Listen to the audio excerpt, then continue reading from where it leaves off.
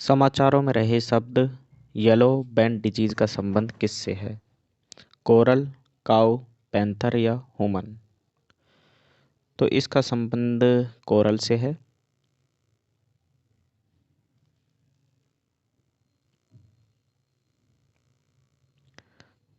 तो नेक्स्ट इसके बारे में, कोरल के बारे में जानना जरूरी है, जिससे आगे आने वाले प्रश्नों का हल किया जा सके।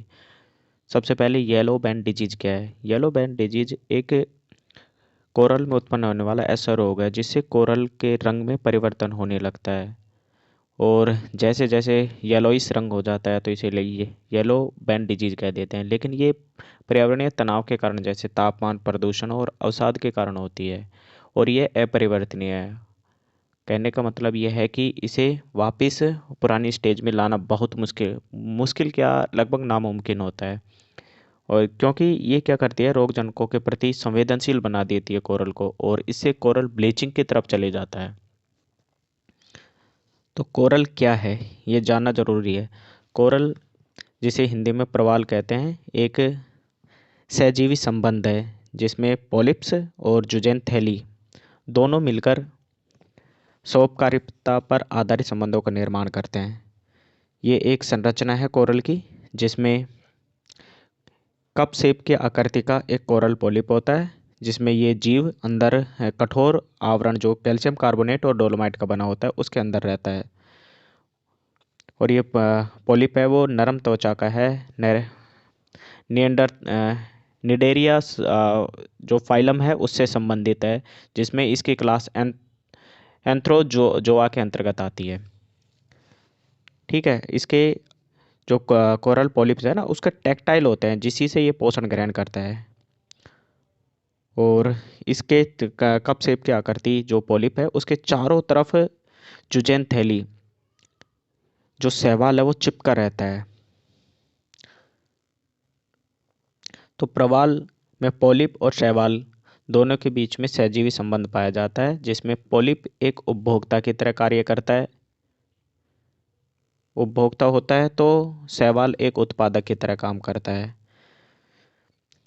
उपभोक्ता है इसलिए आवश्यकता है इसे भोजन की, तो भोजन की आवश्यकता की पूर्ति के लिए इसे शैवाल पर निर्भर है, जबकि शैवाल जो उत्पादक है यह प्रकाश संश्लेषण क्रिया के द्वारा भोजन निर्माण कर देगा।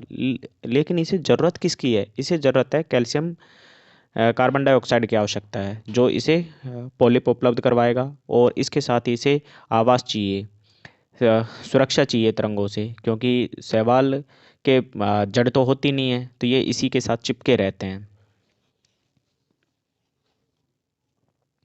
और दोनों के बीच में, क्योंकि दोनों की आवश्यकता पूरी हो रही है, अतः सौपकारिता पर संबंध बनते हैं। सौपकारिता में दोनों को ही फायदा होता है। नेक्स्ट, टाइप दो तरीके के कोरल होते हैं, सॉफ्ट और हार्ड। हार्ड के माध्यम से कोरल बनता है, मतलब जो कोरल डेड हो जाते हैं ना, वही हार्ड कोरल कहलाते हैं, और इन्हीं ये ही कोरल रीफ्स का निर्माण करते हैं।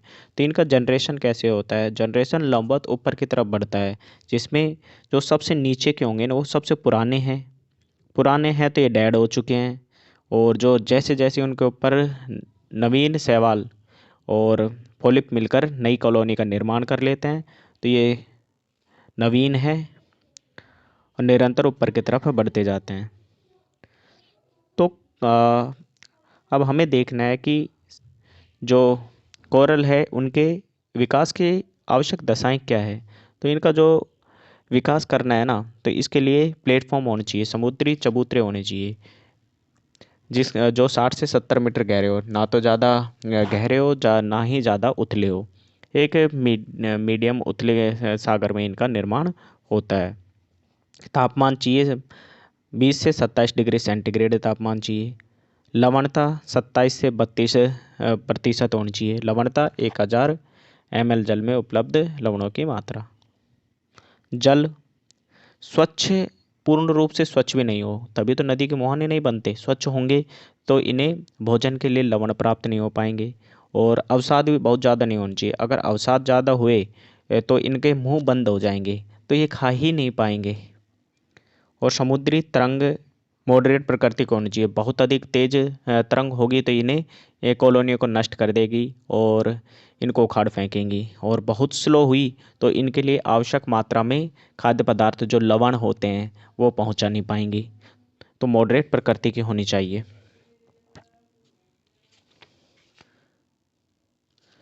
तो एक डिस्क्लेमर समझ लेते हैं थोड़े इसके बारे में कि जो अवसाद इनके विकास से संबंधित एक अपवाद होता है कि ये विषुवत रेखीय क्षेत्र में क्यों नहीं विकसित होते, क्योंकि यहाँ पर वर्षा अधिक हो रही है, अतः स्वच्छ जल ज़्यादा है।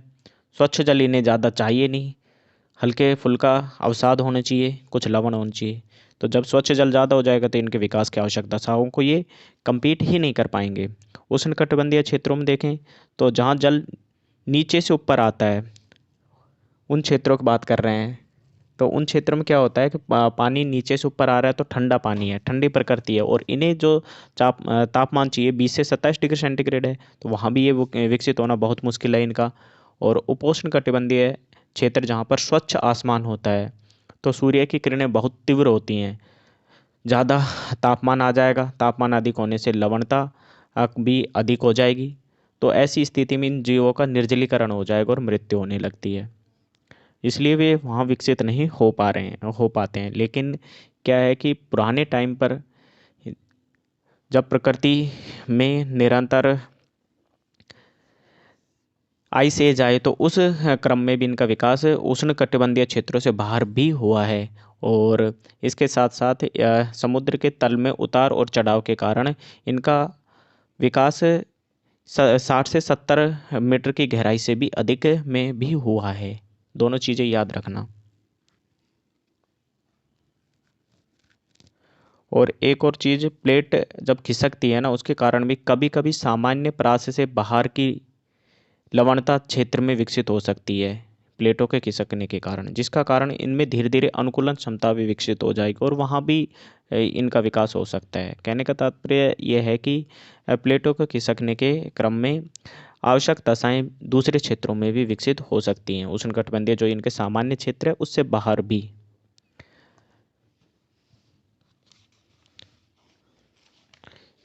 अब नेक्स्ट हमें इसके बारे में कोरल रीफ्स क्या होती हैं इनको देख लेते हैं। कोरल रीफ्स इनसे इनकी कॉलोनियों से विकसित एक संरचनाएं होती हैं, लंबी लंबी संरचनाएं होती हैं, गहरी होती हैं, कुछ ज़्यादा गहरी नहीं होती, उथले सागरों में बनती हैं। तो लोकेशन के आधार पर दो प्रकार के हो सकते हैं, ट्रॉपिकल और मार्जिनल। अगर मैं ट्रॉपिकल की बात करता हूँ तो ये ट्रॉपिकल उष्णकटिबंधीय क्षेत्रों से संबंधित है, और मार्जिनल ये उष्णकटिबंधीय उपोष्णकटिबंधीय क्षेत्रों के आसपास और कुछ बाहरी संरचनाएं, तो ये दोनों हो सकती हैं।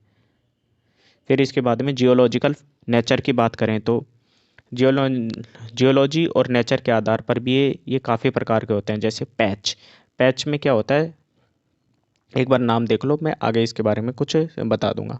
Fringing, barrier, atoll, ferrous, pinnacle,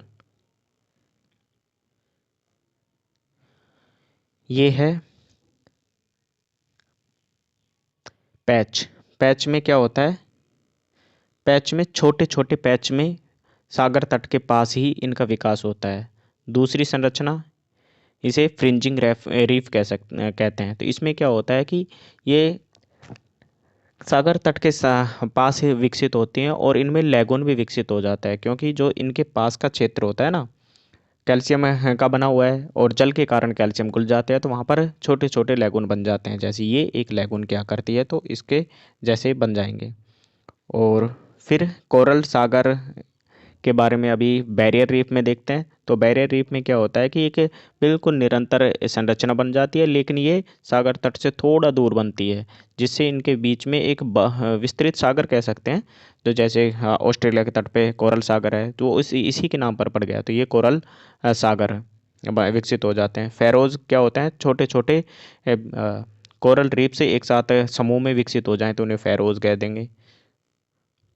इसके बाद में पिनेकल्स में क्या होता है, जब लैगून हमने अभी देखा था बैरियर, इसमें फ्रिंजिंग रीफ में तो इसमें लैगून विकसित हो रहे थे। इन लैगून में अगर लंबवत दिशा में ये छोटे छोटे फ्रिंज ये रीफ विकसित हो जाएं तो इन्हें पिनेकल्स कहेंगे। लास्ट सबसे महत्वपूर्ण अटोल। अटोल 3 प्रकार के होते हैं। ट्रू अटोल में क्या होता है कि जो सागर या द्वीप होता है उसे चारों तरफ से रीफ घेर लेती है और उसके बीच में धरती पर पानी विद्यमान रहता है और पानी से भर जाता है पूरा पूरा। कहने का तात्पर्य यही है कि इसके अंदर पानी भर जाता है और चारों तरफ रीफ रहती है, तो इसे ट्रू कहते हैं। अटोल आइलैंड में क्या होता है कि जो ये रीफ में अभी पानी भरा था ना, तो ये पानी में अगर अवसाद जमा हो जाए और अवसादों से एक धरती का ही विकास हो जाए, तो इसे अवसाद जो धरती बन जाती है, तो इस पूरे पूरे जो संरचना बनी है उसे हम अटोल आइलैंड कह देंगे। और आइलैंड अटोल क्या होता है कि जो बीच में अवसाद जमा हो रहे थे, इन अवसादों के जमा होने से यहाँ पर द्वीप का विकास हो जाए, या फिर पहले से द्वीप यहाँ पर दिखाई दे रहा है और चारों तरफ से रीफ है, तो ऐसी संरचना को हम आइलैंड अटोल कहेंगे। तो आज के लेक्चर में इतना ही। Thank you.